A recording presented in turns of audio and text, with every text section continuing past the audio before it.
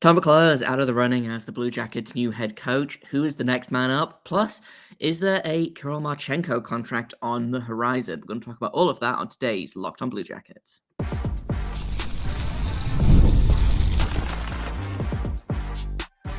You're Locked on Blue Jackets, your daily podcast on the Columbus Blue Jackets, part of the Locked on Podcast Network, your team every day.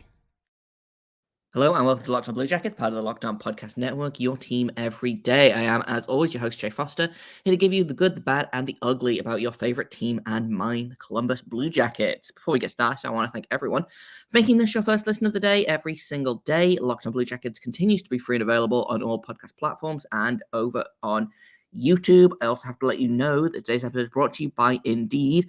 You're still searching for a great candidate for your company? Don't search, just match. With Indeed, start hiring now with a $75 sponsored job credit to upgrade your job post at Indeed.com/locked-on. Terms and conditions apply. Need to hire? You need Indeed. And speaking of hiring, speaking of openings in companies, the Blue Jackets are still without a head coach, which is it is taking much longer than I think anyone thought or wanted it to. I, again, fully expected my flight on Wednesday. I was like, oh, they're definitely going to hire someone then. They didn't. A bunch of stuff came out on Wednesday instead, and then I was super jet-lagged. So we're going to talk about it today. Todd McLellan is officially out of the running. Apparently, it sounds like he was basically a lock. And then they couldn't come to terms with the Kings for contract. Actually, I feel like there was a bunch of different things that happened here. So we're going to go through kind of them one by one and try and figure out what went wrong here. We're going to talk about a couple of guys flying in this week for interviews. And we're also going to talk about another thing on Don Waddell's to-do list, which is that new Kirill Marchenko contract. It looks like it might be getting close. So we're going to do all of that.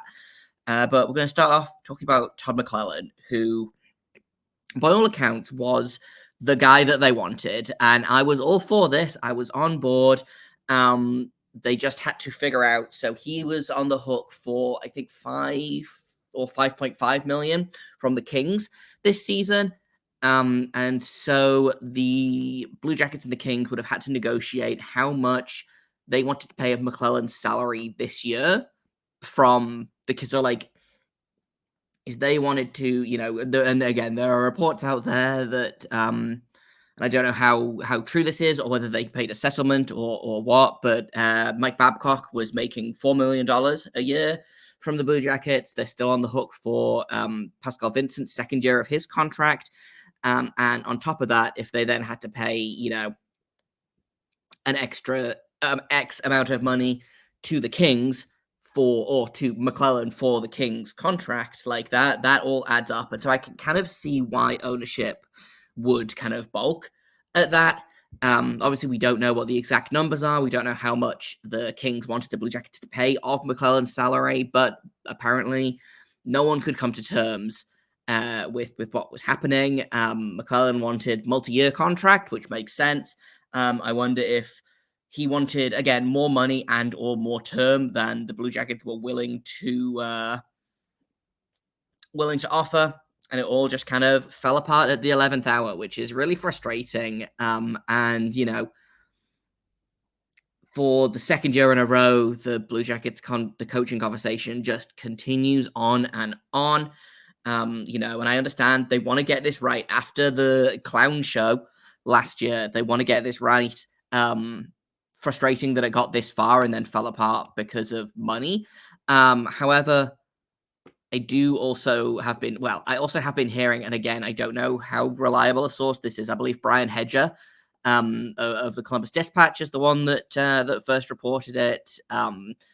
But there's reports that the Blue Jackets and McLellan had differing opinions of how close this team was to being a playoff team or being a contender or, even contending for the playoffs, so landing in that kind of 15 to 18 or 14 to 17, whatever, part of the league that could make the playoffs, but, if they don't, they got real close.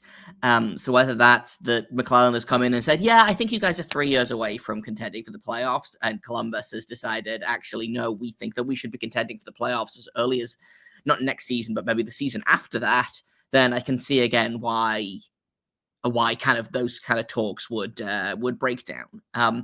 I'm not gonna lie, I am kind of frustrated by this again because of how wrong things went last year. And I do think that part of it was, and I'm not solely putting all of this on this hot one thing, but obviously Pascal Vincent got the job 4 days before training camp started, didn't ever really have time to prepare, felt like he was playing catch up the entire season. There were other issues with Vincent that were not, I think, based on lack of preparation, but. And we're in very different kind of parts of the year. There's, I think, still like 2 months before training camp starts-ish.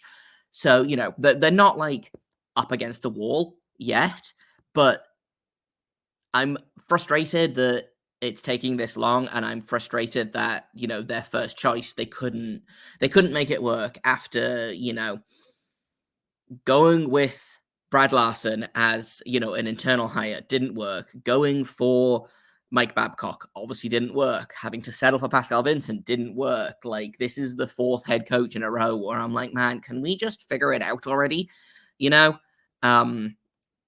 That being said, there are a couple of options that are still on the table, one of which I am much more fond of than the other. It sounds like Gerard Gallant is not an option. That was I don't ever think he was officially an option, but he was a name that someone had thrown out there as, okay, of the three candidates or the 3 finalists, it was McLellan, Woodcroft, and someone else. It sounds like the someone else was in fact Dean Evason. And not Gerard Gallant, but Gerard Gallant was a name that was thrown out there. His name has stopped appearing at all, so I'm pretty confident in saying that he's not involved here. So it comes down to Jay Woodcroft or Dean Evason. I did see someone else saying that McLellan was not necessarily completely out of the running yet. I wonder if the Blue Jackets, having had him say no to this offer, are going to regroup and maybe come back with a different offer later on, depending on how these talks with Woodcroft and Evason go this week. Because per, I believe, Aaron Portsline, both Woodcroft and Evason are flying into Columbus either today or like early this week for interviews. So we'll see where that goes. I want to talk a little bit about Woodcroft and Evason in just a minute. I know we covered them last week, but just to kind of reiterate, and it sounds like that these are the 2 options that they're choosing between. So we'll do that in just a second here on Locked On Blue Jackets. First, I've got to tell you all about Indeed, because we're all driven by the search for better. But when it comes to hiring, the best way to search for a candidate isn't to search at all. Don't search, match with Indeed.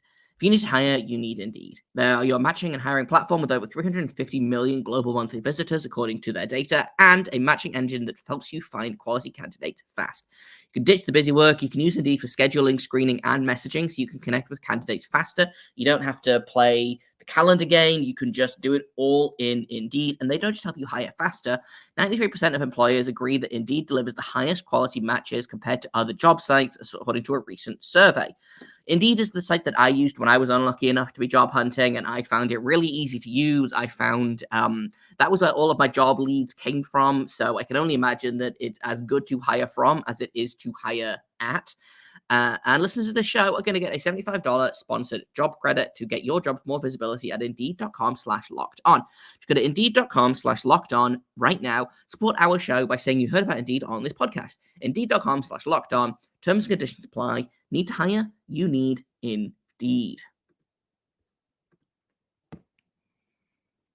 And let's talk about some of the other candidates for this job. Welcome back to Locked On Blue Jackets. By the way, thanks for making us one of your first listens every single day.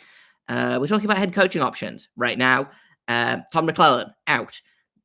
Narrows the field to Jay Woodcroft or Dean Evason. We talked about these guys last week, but just to reiterate, Jay Woodcroft was previously the head coach of the Edmonton Oilers. He was an interim coach, and then he was a head coach. Had a pretty successful run with the Oilers in his first full season, the half season that he was the interim for. The team went 26-9-3, finished second in the Pacific, and lost in the conference finals to the Colorado Avalanche, who I believe went on to win the Cup that year, if I'm getting my years correct. In his first full season as head coach, he went 82 games, 50-23-9, second in the Pacific. And lost in the second round to, again, the eventual Cup champions. He was fired 13 games into the season after the team went 3-9-1. The team did then figure it out and ended up going all the way to the Stanley Cup final, whether that was as a result of coaching, whether that was just as a result of sometimes teams go through weird stretches. But I like Woodcroft as an option a lot. He did really good work with the Bakersfield Condors in the AHL. They won the Pacific Division Playoff Championship during that weird COVID season where the Calder Cup wasn't handed out, but the Pacific Division did their own weird little playoff run. So the Bakersfield Condors won there. They won the regular season title for the Pacific Division in 2019 under Woodcroft as well. I like this option a lot. He, I think, is a better coach than the other guy, Dean Evason. He doesn't have as much experience, though, and I think that's going to be the potential sticking point, is I think the Blue Jackets really want someone with experience. And he's not unexperienced, but he's got a total of 133 NHL games, of the 133 regular season NHL games as the head coach. Plus 28 in the postseason. So I can't do math. That's just over 160, I believe, 161 total NHL games between the regular season and the postseason. Versus, McLellan has a lot of experience. Dean Evason has slightly more experience than that. He's got 251 NHL regular season games, and then he has a further, again, I can't do math on the fly, 23 postseason games. So he's had, Woodcroft has had more playoff success, which I think is interesting, in that the Oilers have played the same amount, more playoff games than, 20. So the Oilers have played 28 playoff games under 2 seasons of Woodcroft, under 4 seasons of Evason. The Minnesota Wild have only played 23, so 5 fewer games in 2 extra years. So a little bit more experience in the regular season, actually less experience in the postseason, which is really interesting. And the Minnesota Wild have not been as good as the Oilers have been in Everson's time. So, and again, I don't know if I mentioned that at the top of the straight at the top there, but Everson was the head coach of the Minnesota Wild from 2019 to 2024. He coached 12 games for the Minnesota Wild in that weird 2019-2020 coaching season. He was the interim head coach for the rest of that season. They went 8-4 until getting shut down by COVID. Lost in the qualifying round to Vancouver. Went 1-3. The next 3 seasons he had a full season of coaching with them. They went 35-16-5. Finished 3rd in the West and lost in the first round to Vegas, who went to, I want to say, the Cup final that year. No, they went to the Western Conference final, I believe, and then lost to Montreal because of that. That was a hilarious season where Montreal won the Western the Western Conference. Second full season, 53-22-7, went second in the Central, lost in the first round to St. Louis. Last season, or the season before last, 46-25-11, third in the Central, again lost in the first round to Dallas. Most recent season, coached 19 games, and the Wild went 5-10-4, and then he got fired after that. They had in that kind of 5-10-4. He had a 7-game losing streak mixed into that as well. So we'll see what happens between those two guys. I still like Woodcroft better. Everson has more experience, especially kind of in the long run. Evason has been coaching since 1999, I believe it is, where he coached in the WHL. Spent 6 years coaching in the WHL until 2005, and then he was in the AHL as a head coach between 2012 2018, and then went to Minnesota for 2019 through 2024. So he has more experience as an NHL head coach than Jay Woodcroft, and again has just kind of in general been coaching longer. He was Woodcroft has mostly been an assistant coach. He was a video coach for the Red Wings in 2005, and then went to the Sharks in 2008 until 2015.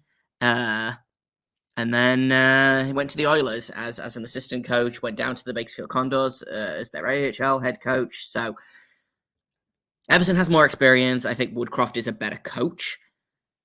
Is it going to come down to who has more experience? Is it going to come down to who is a better fit with the team?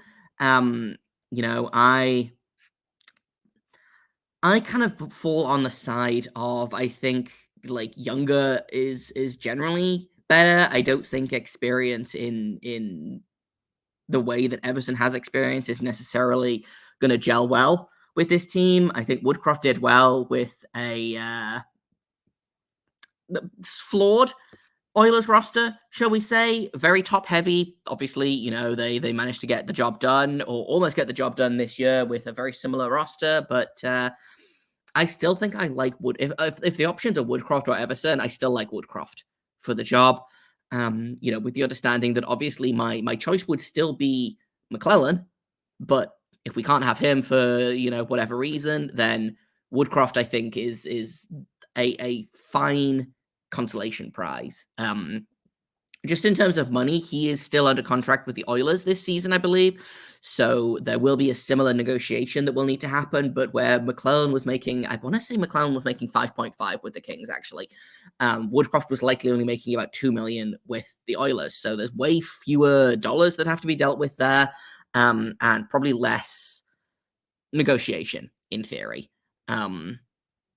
Woodcroft to me still feels like the obvious choice. I could see a world where they want to go for Evason, but that doesn't really excite me as much. I don't know what it is. I like everything I've heard about Evason from Seth Topal at Locked on Wild, from a couple of my friends that are Wild fans. I'm not excited about that. I don't think I've heard very many good things about Evason, but people in the know, I have heard better things about Woodcroft in terms of being a coach. So we'll see. That's my final opinion, I think, is if we can't have McLellan, let's have Woodcroft. Really not excited about Evason, but I am kind of glad that Gallant is out of the frame. I was super not excited about him as a coaching option, especially based on his last couple of stints and what happened in New York. Like, the team was winning, but at the cost of the young development of the development of the younger players. And also, I'm suspicious that he's been fired from 3 separate coaching jobs when the team was 500 or better. So I'm like, something has to be going on there. Maybe I'm reading too much into it. But final answer, Woodcroft. And I think that's going to be Waddell's hire as well. For no real reason. I know that he said he wants experience, but like, the actual tangible experience, I think, basically comes out in the wash. Evason has more games. Woodcroft's had more success.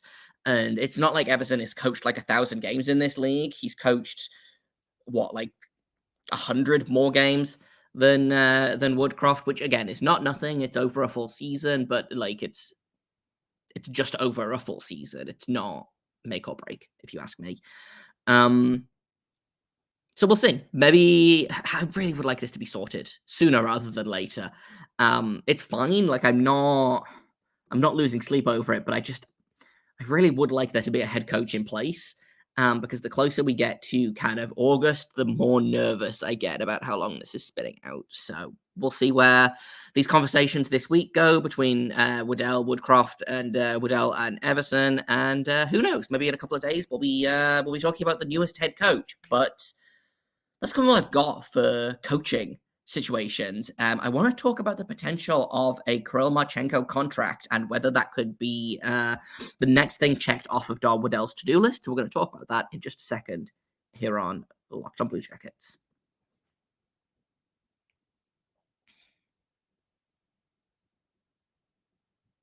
Welcome back to Locked on Blue Jackets. We've talked about the head coaching. Now we're going to talk about Kirill Marchenko. Needs a new contract. Of all of the players in kind of RFA land for the Blue Jackets, this one feels like not necessarily the most important, but this is going to be the one that I think takes the most work, with the exception of like maybe Kent Johnson. I could see being kind of a pain in the butt, but that's reasons of mostly that I don't trust Pat Brisson, not to be a pain in the butt, just to be a pain in the butt, you know. But Chinikov has signed. They avoided arbitration with Jake Christensen and Jet Greaves, which is great news. Both of those guys signed to contracts to avoid arbitration.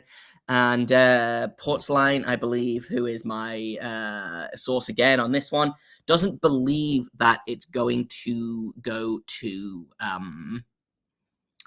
arbitration with Marchenko as well. So, great. In terms of, like, what's next for Marchenko, I guess, in terms of what that contract could look like, by all accounts, the player and the agent, his agent is Dan Milstein, who represents a lot of the Russian players in the NHL. They're both pushing for a long-term deal, which has caused Don Waddell to dig deeper into him as a player before considering it.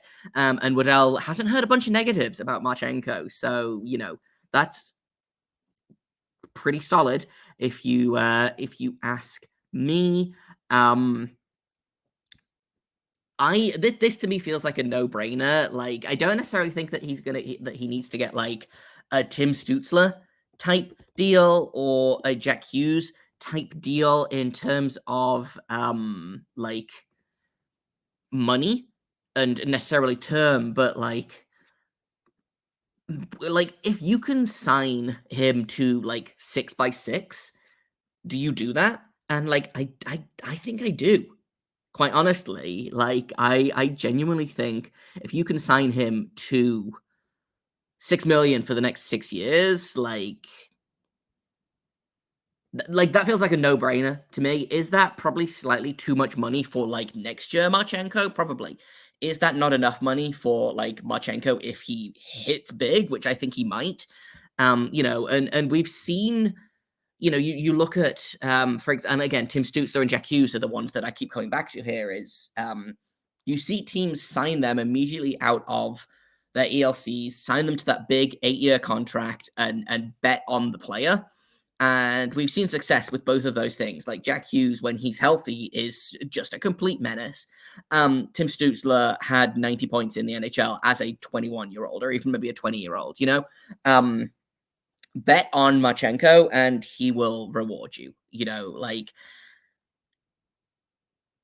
and I think, like, it's not like this team has a bunch of money kind of tied up in other players right now. They shed a bunch of cap. I am trying to find the Blue Jackets cap situation right now because Cap Friendly has died. In terms of, here we go, the roster breakdown. The Blue Jackets currently have about $17 million in cap space right now. And they still need to sign Marchenko, Sillinger, and Kent Johnson to that money. I believe those are the only names left. Yeah, with Greaves, Christensen both signed, and then Alex Nylander is still on this page for the Blue Jackets as a UFA, but he's going to go somewhere else. Obviously, they shed the cap of Jake Bean, of Adam Boquist.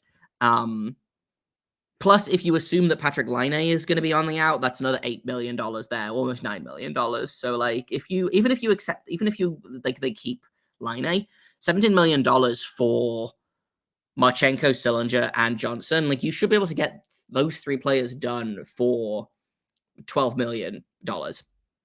13, maybe 14 at a push. And that gives you some flexibility. Again, it means that you can be a little bit choosier in what happens with Patrick Laine, for example. I think, again, we've talked about the Monahan signing. It's a little more money than I would take and a little longer term, but it is what it is. The Blue Jackets are in fine shape in terms of the cap right now. Next year, they're going to have to figure out Dmitry Voronkov is going to get a new contract, but Provorov comes off the books, Jack Johnson comes off the books, Sean Corrali, Matthew Olivier, Justin Danforth all come off the books. There's Daniil Tarasov needs a new contract next year as well, but again, the Blue Jackets are in pretty good company here. So if I'm Waddell and I'm I'm just gonna, obviously a couple of years down the line, Fantilli's going to need a new contract, Brindley's going to need a contract. If both of those guys take off like people think they might, Jiricek is going to need a new contract in a couple of seasons as well. I believe this is we're going into the last year of his ELC actually, so he'll need a new contract next summer. But if you can get Marchenko signed at $6 million now, that feels, to me anyway, that feels like a pretty good, I don't know. I feel pretty good about that for Marchenko, for the team. There is a contract extension thingamabob that I am trying to find. Here it is. And in terms of the Blue Jackets, in terms of Marchenko, he is currently making, or his projected projected cap hit for this is for a long-term value 5.2 million, for a short-term value 3.4 million. So 3.4 million at 2 years, or 5.2 at 6. If you can get 6x6 for Marchenko, I feel pretty effing great about that, quite frankly. Shout out to AFP Analytics for they've got a really great spreadsheet that you can go to, and it shows everyone who needs a new contract right now, or is going to need a new contract, and what their projected cap hit is going to be based on previous cap hits, based on previous players getting new contracts that are kind of similar to those players. So really, really great resource. And hopefully the Marchenko contract comes out soon. Another thing off the to-do list, Don Waddell is he's working his way through. He's doing okay. It's tough when a new GM comes in, because it feels like they've got so much to do, and really the only thing that you can do is take it step by step and do it item by item. I always get not frustrated, but I do feel a little bit man, there's so much to do. This needs doing, and this needs doing, and this needs doing, but one at a time. And it's fine. There's nothing here that I'm worried isn't going to get done. I'm not worried that they're just not going to hire a head coach. I'm not worried that they're going to go to arbitration with Marchenko. I'm not worried about Sillinger and Johnson's contracts. It's just, things need doing. Apparently contract talks have ramped up with Sillinger and Johnson as well. It's Mark Scheig that had the tweet that I saw. But he says, since the coaching search is still going, obviously that's, there's some moving parts there. CBJ has ramped up talks with Kirill Marchenko, Cole Sillinger, and Kent Johnson. Don't expect Marchenko to reach an arbitration hearing. So, great. Good job. Again, the Blue Jackets have never had a player go to arbitration. Everyone got really stressed about it, myself included a little bit, but we shouldn't be worried. Marchenko is likely not going to hit arbitration. It's going to be fine. And everything is pretty okay in CBJ land. I just need them to hire a coach, tomorrow, unless news happens today, which again, I love to record immediately before news hits. It's 6 a.m. in Columbus right now, so I'm not expecting news to hit immediately after I finish recording. But if something lands this morning, immediately after you guys listen, then we'll cover that tomorrow. If not, The great guys over at Locked On NHL Prospect did a great episode on the Blue Jackets prospect pool, how they did at the draft, things like that. So we are going to look at kind of what they said about the Blue Jackets 2024 draft, things they like, things they didn't like, players they're excited about. We'll break down what they said and what I think of what they said. So if nothing happens today, that's going to be the episode. If something happens today, they hire a coach, they sign Marchenko, whatever, that'll be up tomorrow. But right now, we're just kind of playing it day by day, you know? But you can find me online at _ Jacob Foster, JKOBFORSTER. You can find the show at LO _ Blue Jackets. If you have comments, questions, criticisms, you can email me at lockedonbluejackets@gmail.com. Thank you for listening to this episode, for making us your first listen of the day every single day. You can find Locked On Blue Jackets wherever you get podcasts. You can find us on YouTube. You can find us on Sirius XM. We are jumping up in subscribers. We're getting there. Slowly, we creep closer and closer towards 800. Would love to hit 1,000 by opening night, which I believe opening night is also my wedding day. So if you guys want to get me a wedding gift and subscribe to this show, I would super appreciate that, quite frankly. Once again, tomorrow will either be prospect talk or a reaction to whatever they do today, if something does happen today. But until then, make sure you stay locked on.